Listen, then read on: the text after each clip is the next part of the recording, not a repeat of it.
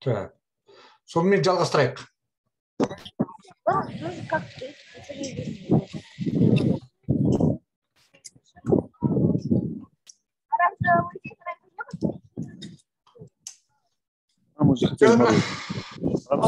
Сауна туралы айтып жатыр едім ғой. Саунаның ерекшелігі айтып отырмын ғой. Бұна жай ғана бір пармен не болмаса денені қыздырмайды. Бұның жаңағы ерекшелігі ішінде айтып отырмын ғой, жаңағы тастар тігілген, 77 тас бар. Турмалиновый камни дейді. Солар жаңағы инфракрасный излучение дейді. Мына қызыл түсті сәулемен бүткіл денені қыздырады. Бұл кезінде енді секретный разработка дейді ғой, нелер дейді. Мына космонавтарды жаңағы тез қалпына келтіру үшін. Не болмаса мына ерекше силовой структура дейді ғой, мына неше түрлі жаңағы маски шоу нелердің несінде қолдануында бар екен. Мына военныйлардың қолдануында. Адамдарды тез қалпына, тез демалу, денсаулығын орнына келтіру үшін жасалған зат екен. Мынау енді жалпы халыққа да ұсыныс. Бұның таптырмас зат мына нелерге, әсіресе спортсмендерге. Жаңа вес болатын спортсмендер жаңағы мына таптырмайтын зат оларға. Және де массажный жасайтын адамдар бар ғой, массажбен айналысатын. Сол кісілерге де аксессуар дейді. Аксессуардың ішінде ерекше айта кететін зат мынау очиститель воздуха. Очиститель воздуха жай ғана жаңағы ауаны тазаламайды, ионизация жасайды. Мына жаңбырдан кейін бір ерекше ауа пайда болады ғой бір. Ол ана күн күркіреп найзағай ойнағанның арқасында ауада ионизация болады да. Содан жаңағы мына прибор жаңағы воздухочиститель. Мына очки көріп отырған очки. Бір қарағанда жай очки сияқты, бірақ бұл ерекше графен деген жаңағы неден материалдан жасалған. Ол да жаңағы отрицательный иондарды шығарады. Ол ион, мына мұрын, көз, жалпы бетке положительный дейді ғой, жақсы әсері бар. Мына көз егерде құрғап, не болса суланып, мына мұрыннан жаңағы су ағып нететін болатын болса, мына очки тағып жүрген адамдар өшеді. Бұның ішінде ерекше айта кететін зат, мынаған мен осы таң қаламын ғой, таң қаламын. Мына коррекционный стельки дейді, ұлтарақ, осындай түрі өзі сарғыш келген, қолға ұстасаң бір пластмасса бірдеңе. Пластмассаға ұқсайды. Бірақ пластмасса емес екен.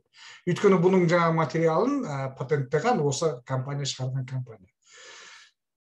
Бұл бір қарағанда енді жай ұлтарақ, бұның қандай несі бар. Анау қарап отырсаңыздар, мына суретте де байқалады бір жаңа точкалары бар. Соны мына Қытай медицина өте дамыған, солар біледі. Мына адамның бойындағы точкаларды, және де табандағы точкаларды. Әсіресе ерекше жаңағы адамға әсер ететін мына табандағы точка, акупунктурный точкалар дейді ме жаңа. Соны массировать етіп, жүрекке әсер етуге болады, асқазанға әсер етуге болады, қан айналымға әсер етуге болады деген сияқты. Мына сол точкаларға ана жаңағы әсер етіп тұрады екен. Ол бір. Екінші, мен бүгін жаңа чатқа салдым видеоны. Мен өзім көзіммен көрген жаңағы эксперимент. Мына стелькаға тұрған адамға кәдімгідей күш пайда болады ғой.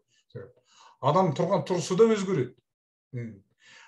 Киіп жүрген адамдар өздері таңғалып жүр. Шешкілер келмейді. Мына бел омыртқаның ауруларының бәріне жаңағы әсері жақсы екен бұл ұлтарақтың. Ана жаңағы аяқ дұрыс басылып, дұрыс тұрғанның арқасында бүткіл бел омыртқаның жұмысы қалпына келеді екен. Қан айналымның арқасында бәр жаңағы денедегі мүшелердің бәрінің жұмысы орнына келгеннің арқасында адамның кәдімгідей адамға күш пайда болады. Оны өз көзіммен көрдім деген сияқты. Енді косметика оған жаңағы уақыт бөліп сіздердің уақыттарыңызды алмай қояйын. Оны өздеріңіз кіріп бетіп көресіздер. Бірақ олардың да ерекше заттар бар. Әсіресе золотая эссенция дегені бар. Мынау жаңағы тізе қақсаған кезде, иық қақсаған кезде үлкен адамдарға таптырмас дүние. басқа да басқа дүниелерін бірінен бірі айтып жатыр, бәрін айтып жеткізу ол мүмкін емес, оған біраз уақыт керек деген сияқты. Әрбір затқа бір сағат уақыт алу керек. Мен сіздерге қысқаша жалпылама айтып отырған. Енді бұл жерде түсінікті дейік. Мына заттар бізге ұнап тұр, нетіп тұр деген сияқты. Ұнап жатса. Мына жерде личный кабинет деген бар, личный тіркеліп, жаңағы затыңызды ала беруге болады. Біз бағасы жазылған, мына жерде бағасы бар, несі бар, бәрін көріп, ой, мынау маған келеді екен, осыны мен алып көрейінші деген сияқты алып, нете бересіздер. Ал енді мына компанияның қойып отырған шарты бойынша, сіз тек қана зат алып қана қоймай, ал компанияның қойып отырған шарты бойынша белгілі бір көлемде заттар алатын болатын болсаңыз, ол кезде компания сізге қосалқы ақша төлейді. Система вознаграждения дейді. Қандай ақша дейсіздер ғой. Ол үшін мына жаңағы енді былайша айтқанда маркетинг компания. Мына негіден осы жаңа сайттың ішінен өзіңіз таңдап отырып, ешқандай шартсыз ананы алу керек, мынаны алу керек, ана қолдану деген жоқ. Өзіңізге таза ұнаған затты, мына көзіңіз түсіп, мынау жаңа ұнап отыратын болатын болса, соларды таңдап отырып, $250 немесе $500, немесе $2000, міне 3 жаңа пакет. Бөліп алу жоқ. Мысалы 50, содан кейін тағы да 50 алып, сөйтіп 250-ге жеткізем деген жоқ. Егер де алатын болсаңыз, тікелей міне 250, 500 немесе $2000 аласыз. Бұлардың айырмашылығы неде? Бұның айырмашылығы мына жаңағы сіздің ең басты күнделікті табысты шектейді. Бір күнде, мысалы $250 пакеті болса, сіздің табысыңыз, бір күндік табысыңыз $250 аспау керек. Ол тапсам жақсы дейсіз ғой. Табасыз, мына қазір маркетинг түсінгенде өзіңіз таңғаласыз. $500 болса, $500 аспау керек. 2000 болса, 2000-нан аспау керек. Міне осы бірінші жаңағы әсер ететін. Бірінші төлейтін мына маркетинг бойынша бұл степ дейді. Степ дегеніміз. Бұл жерде не жоқ, басқа компанияларда сияқты заличные приглашения, реферальные приглашения деген болады ғой. Мысалы, сіз тікелей шақырсаңыз, соған бәлембе процент, ондай жоқ. Міне сіздің спонсорыңыз мысалы, жұмыс жасап жатыр, бұл жаңағы спонсорыңыз екі адам шақырды, екі жағына келіп тіркелді. Өзі кабинетте бұл кәдімгідей өзі адам реттеп отырып, оң жақ сол жағына тіркеп отырады. Екі жағына екі адам тіркеген кезде, бұл кісілер мысалы айтайық, біреу $500-ға, екіншісі $500 кірді дейік. Екі жақта екі адам $500 кірген кезде, осының 50% $250 сразу кабинетіңізге есептеліп береді.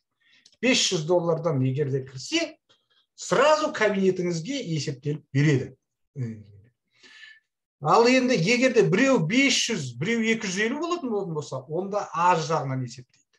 Мысалы айтайық, бір жағыңызға 500 кірді, бір жағыңызға 2000 кіретін болатын болса, ол кезде 500-ден ғана есептеледі. Бірақ та сол 500-ге ғана кірген адам ертең 1000 қосып 200-2000-ға апгрейд жасайтын болатын болса, 1000 ақшасы тағы да төленіп береді. Егер де 2000-нан екі жаққа екі адам 2000-нан кіретін болатын болса, мына жаққа 2000, мына жаққа 2000. Онда $1000 сразу міне екі адам тіркелді ме, сразу кабинетіңізге $1000 шығады. Сол ақшаны сразу шығарып алуға мүмкіншілігіңіз бар. Енді ары қарай сүйістіп жүріп сіз тіркелдіңіз. Енді сізде мысалы елге айтып осындай зат бар екен, сіздің ұсыныс бойынша біреулер келіп осылай жаңағы алып жататын болатын болса, сіз бір адамды қостыңыз ғой. Мына жақта спонсордың өзінің адамы бар. Сол екі ортадағы степ болып есептеледі. Жаңағы сіздің спонсорыңыз сол тіркелген адамдардың жаңағы шарт бойынша 50% алады. Ал сізге мысалы сізден кейін спонсор тағы да адам тіркеді ғой. Сіз өзіңіз бір адам қойып, осы екі адамның ортасындағы 50% алып отырасыз. Степ деген осы. айтып отырмын тағы да тікелей реферальный деген бұл жерде жоқ, бірақ мынау степ деген ерекше жаңағы маркетинг мен бұрын соңды бұндай жаңағы нені көрмеппін. Енді келесі не осы пакеттер бойынша алатын неңіз выплаталарыңыз. Бұл бинар. Енді бинарды көбіңіз білетін шығарсыздар. Бұл да жаңағы не екі жаққа адамдар тіркеледі. Соның қай жағында аз тіркелді, сол неден 10% төлеп отырады. 10%. Бұл да қолма-қол есептеледі. Қолма-қол. Міне бүгін жаңағы бітті ме тіркеліп, соғын қарай жаңағы. Мына степқа қатысқан мына екеуі степ болды мысалы. Бұлар жаңағы бинарға қатыспайды, мынау екеуі степ болды, қатыспайды, мына екеуі степ болды, қатыспайды, мына екеуі болды, қатыспайды.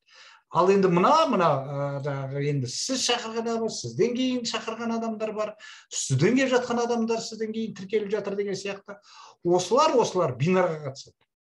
Мына степке қатыспай қалған мынау не болмаса мына жақта мына үшеуі. Бұлар степке қатысқан жоқ қой. Бұлар жаңағы бинарға қатысады. Бұл жерде жаңағы бинардың заңдылығы тоже жаңағы қай жақта аздау, сол жақтан жаңағы 10% есептеледі. Мысалы, мына жақта екеуі. Біреуі 2000-ға тіркелді, 2000-ға тіркелді. Біреуі 500-ге тіркелді дейік. Мына жақта үшеу, бұлар барлығы 500-ге тіркелді. Бірақ та санасаңыз, мына жақта 2,5 мың, мына жақта 1,5. Значит, мына 1,5-ның 10% $150 сізге есептеп береді. Бұл бинар. Келесі жаңағы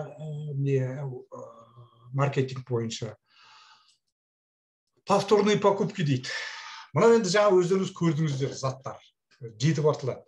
Жалғыз мен мысалы қазір өзі мына очкимен сағатты алып отырмын, мен тағы да алғым келіп отыр заттар. Анау жаңағы әсіресе онап отырғаны активатор клеток. Ерекше зат әр адамның үйінде болғаны дұрыс деп мен өзім сөйтіп ойлаймын. Және де жолдасыма ана стилкін алып берген келіп отыр деген сияқты сондай заттар. Осыны жаңағы повторный покупка дейді. Мен жаңа бір салым жасадым ғой, кейін жаңағы ол жерде ешқандай шартсыз, бәленбай суммаға емес, өзіңіз білесіз, әйтеуір ұнаған затыңызды алып жатасыз, оны повторный покупка дейді. Сізден кейінгі жаңағы сіздің адамыңыз ба, сізден кейінгі жаңағы командаңыз алып жатады ғой, алып жатады. Шақырған адамыз, шақырған адамдары өз барға уақыт өткен сайын оның бәрі өсе береді, көбейе береді деген сияқты. Сол кезде мына линия дейміз ғой, бірінші линия, екінші линия, үшінші линия деген сияқты.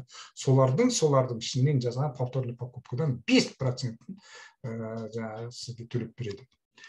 Бұл мына пакеттерге байланысты.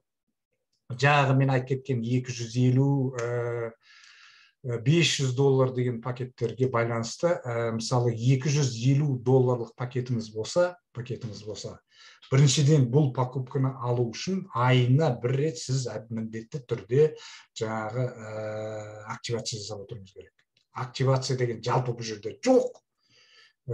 Басқа компанияларда міндетті түрде жаңағы статусыңды нету үшін анау деген сияқты ондай жоқ. Тек қана осы мына бонусты алам десең, и сенің пакетің 250 не болмаса $500 болса, онда айына бір рет $30 бір жаңағы зат алып қоюыңызға болады.